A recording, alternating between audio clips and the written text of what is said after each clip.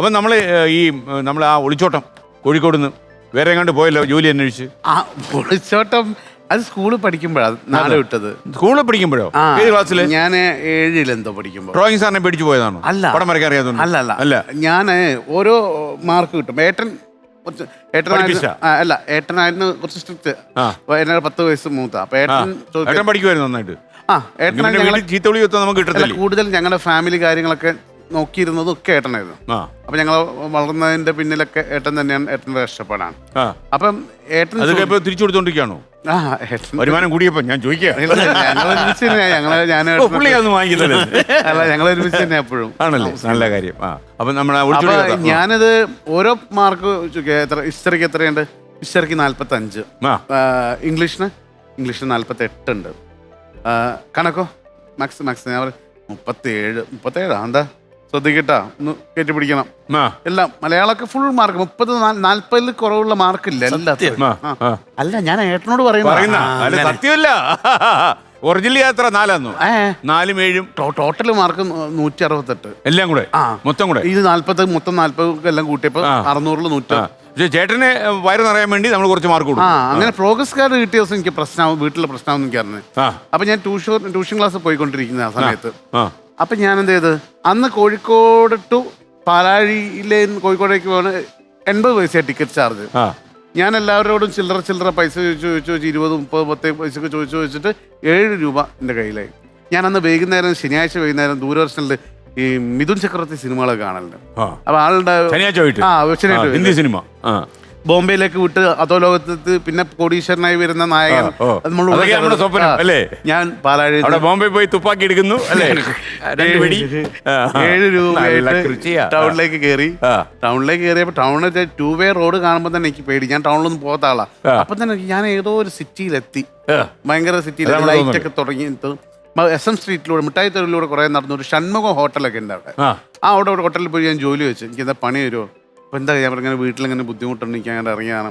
അപ്പോൾ അയാൾ പറഞ്ഞു, മോനോ ചായയും പഴംപൊരിയൊക്കെ തന്ന് കുടിപ്പിച്ച് വിട്ടുമ്പോൾ പോയിക്കോ, അങ്ങനെയൊക്കെ പ്രശ്നം ഉണ്ടാകണ്ട കേട്ടോ, സാരില്ല എന്നൊക്കെ പറഞ്ഞു. ഈ ഹോട്ടലിൽ ദിവസവും ഏട്ടൻ ചായ കുടിക്കാൻ വരുന്ന ഹോട്ടലാ. അവർക്ക് അറിയില്ല. അല്ല, ഞാൻ നാളെ അവിടെ പണി കിട്ടിയിട്ടുണ്ടെങ്കിൽ ഞാൻ ഏട്ടനോട് അവിടെ എന്താ കഴിക്കാൻ വേണ്ടി. അപ്പൊ അവസാനത്തെ കഴിപ്പായ തിരിച്ച് വീണ്ടും കിഡ്സൺ കോർണറിൽ നടന്ന് എന്ത് ചെയ്യും, രാത്രിയായി തുടങ്ങി, പേടിയായി തുടങ്ങി. വീട്ടിൽ പോയിട്ടില്ല. ഞാൻ ഇനി എങ്ങോട്ടാ പോവാ? അപ്പം രാത്രിയായപ്പോ പിന്നെ ഒരു ബസ് പൊക്കുന്നു എന്ന് പറഞ്ഞ സ്ഥലത്തേക്ക് ഒരു ബസ്. അത് ഏട്ടന്റെ വീട് അവിടെ പൊക്കുന്നുണ്ട് എനിക്കറിയാം. അപ്പൊ ഞാൻ അത് തിരിച്ചു വരുന്നത് പാലാഴിയുടെ അടുത്തേക്ക് തന്നെയാ. ആ അറിവ് എനിക്കില്ല. ഞാൻ ഇത് വീണ്ടും ദൂരത്തേക്ക് ബസ് പോവല്ലേ, ഇങ്ങനെ ഏതോ നാട്ടിലേക്ക് പോവാം. അപ്പൊ പൊക്കുന്നെത്തി കുറെ സേഫ്. അവിടെ വില്ലച്ചനോട് പറഞ്ഞു, വില്ലച്ച ഞാൻ ഇങ്ങനെ വെറുതെ വന്നാന്ന് പറഞ്ഞു. അവിടെ നിന്ന് അന്ന് രാത്രി ഞങ്ങൾ കാസറ്റ് ഇട്ടിട്ട് മാസ്ക് എന്ന് പറഞ്ഞ ഇംഗ്ലീഷ് സിനിമയൊക്കെ കണ്ട് കോഴിയിറച്ചിയൊക്കെ വെച്ച് ചോറൊക്കെ തന്ന് ഫുൾ. പിന്നെ എന്നോട് വീട് വിട്ടിറങ്ങിയ കാര്യം മറന്നുപോയി. വീട്ടിലെ ആളുകൾ വാടകയ്ക്ക് കസാലയൊക്കെ എടുത്ത് ആളുകളൊക്കെ വരുന്നു, ഭയങ്കര തിരക്ക്. പത്രത്തിൽ ചെറിയ കട്ടിങ്ങിലൊക്കെ കൊടുക്കാനുള്ള പരിപാടി. കാണാനില്ല, നിർമ്മൽ കൊടുക്കാനുള്ള പരിപാടി. ആളുകൾ പല ഈ റെയിൽവേ സ്റ്റേഷനിലേക്ക് കിടക്കുന്ന ഉറങ്ങുന്ന ആളുകളെ ഫുൾ ലൈറ്റ് അടിച്ച് നോക്കുന്നു. നാട്ടുകാർ മൊത്തം പാറക്കോറി എല്ലാ സ്ഥലത്തും വെള്ളത്തിൽ കിണറിൽ ഫുള്ള് തിരയുന്നു. കയറാൻ ഒരു മരണ വീട് സംഭവം. പിറ്റേ ദിവസം വലിയച്ഛൻ വെറുതെ വിളിച്ചു, അവൻ ഇവിടെ ഉണ്ടല്ലോ എന്ന് പറഞ്ഞു. അപ്പോൾ ഏട്ടൻ സന്നാഹങ്ങളൊക്കെ വന്ന് ഞാനൊരു പഴയ കസാലയിൽ ബാലരമ വായിച്ചിങ്ങനെ ഇരിക്കുക. അപ്പം ഏട്ടൻ മൊത്തം ഓടി വന്നിട്ട് നീ എന്താ ഇങ്ങോട്ട് പോകുന്നു വെച്ചു. ഞാൻ എന്ന് പറഞ്ഞ് എണീക്കുമ്പോൾ ഒരൊറ്റ ഷൗട്ട് കിട്ടും. ഞാൻ ആ കസാലയിൽ ഇരുന്ന് 3 മറയിൽ നിൽക്കും. അത് ആദ്യത്തെ നാടുവിടൽ. പിന്നെ അതാ ഈ അംഗീകാരം അർഹതയുള്ള കാര്യങ്ങൾ കിട്ടണമെന്ന് പറയുന്നത്. അങ്ങനെ തിരിച്ച് സ്കൂളിലേക്ക് നാട്ടിലേക്ക് വരും. പിന്നെ ആളുകൾ കളിയാക്കാൻ തുടങ്ങി. കത്തെഴുതിയ തമാശകളൊക്കെ ഉണ്ടായി. അമ്മയെ ഞാൻ നട്ടുവിടുകയാണ്, അമ്മ നമ്മുടെ നിമ്മിയെ നല്ലവണ്ണം നക്കണം, അതൊക്കെ എന്റെ പേരിൽ കുറെ ഇല്ല. അങ്ങനെ ഞാൻ അപ്പം പറഞ്ഞ പഠിക്കാനുള്ള കഴിവില്ല, വേണ്ട വിട്ടേക്കാന്ന് പറഞ്ഞു.